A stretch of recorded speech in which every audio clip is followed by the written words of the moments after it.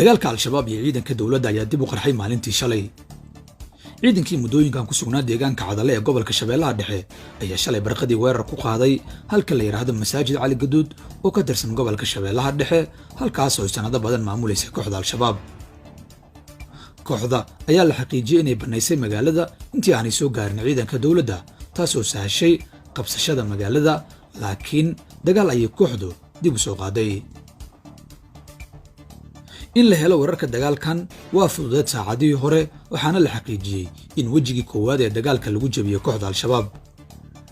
mar kale dagaal labaad oo rawaal celis ah ayaa la sheegay inay al-shabaab ku soo qaaday ciidankii qabsaday Masaajid Cali Gaduud. dagaalkan labaad ayaa la sheegay inuu sababay inay burburto shirkaddii isgaarsiinada ee magaaladaasi ku taallay, taasoo dhalisay inuu hawada ka baxo adeegii telefoonka.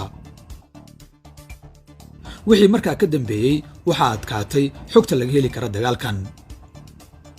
dhowr jeer ayay wararku sheegayaan in la isku soo laabtay oo la isfara saaray.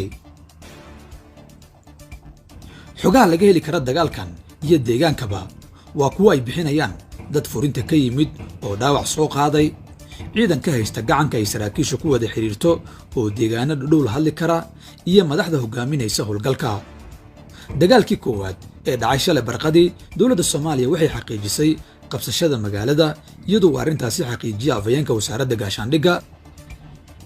saraakiisha sarsare ee ciidanka dowladdu weli ma bixin xog dhammaystiran, laakiin warar kale oo dheeriya oo deegaankaasi laga helay waxay sheegayaan geerida in ka badan 20 al-shabaab ah, qabsashada maxaabiis iyo gaadiid laga gubay kooxda. dhanka dowladda iyadana waxaa la tabiyey geerida in ka badan 10 askari. wararka dheeriga ah ee halkaas ka imaanaya waxay sheegayaan in al-shabaab ay xooggeedii isugu keentay Masaajid Cali Gaduud, taasoo qasab ka dhigtay in dowladduna ay dirto gurmad xoog leh. xogo labada dhinacba ka madax bannaan waxay sheegayaan in magaalada labada gees ay ka joogaan ciidanka dowladda iyo kuwa al-shabaab, oo aanay hadda jirin qolob ku jirta gudaha magaalada, xilli walbana ay dagaaladu dib u qarxi karaan. khasaaraha ayaa ka badan kara inta hadda la og yahay, maadaama la soo wariyey in dhowr jeer la isku laabtay ilaa shalay qorax dhici.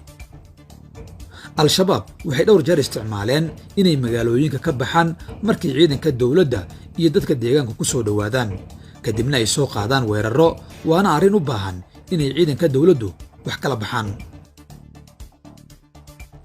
dagaalkii shalay ka dhacay Masaajid Cali Gaduud ayaa saraakiisha qaar ku micneeyeen mid ka mid ah dagaaladii ugu qaraaraa ee waayahan lala galo kooxda al-shabaab.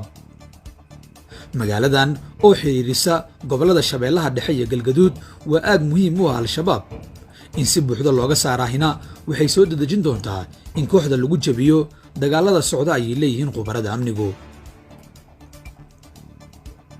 dhanka kale deegaanka Qaayib ee gobolka Galgaduud ee bartamaha Soomaaliya iyadana waxaa lagu soo warramayaa inay dib uga baxeen kooxdii al-shabaab kadib markay xalay soo dhaqaaqeen ciidankii joogay deegaanka Baxdo. Qaayib waxay u dhaxaysaa Baxda iyo Xiindheere oo ka mid ah fariisimaha ugu waaweyn ee al-shabaab ku leedahay Galgaduud. haddii Qaayib la qabto maanta, al-shabaab iyo reer Xiindheere isma sii dul saarnaan doonaan ayay leeyihiin saraakiishu. Xiindheere waa mid ka mid ah meelaha ay al-shabaab ka soo qortaan askarta u dagaalantaa.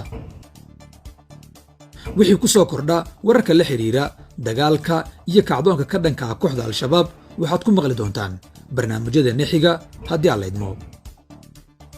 maxay kula taadiga?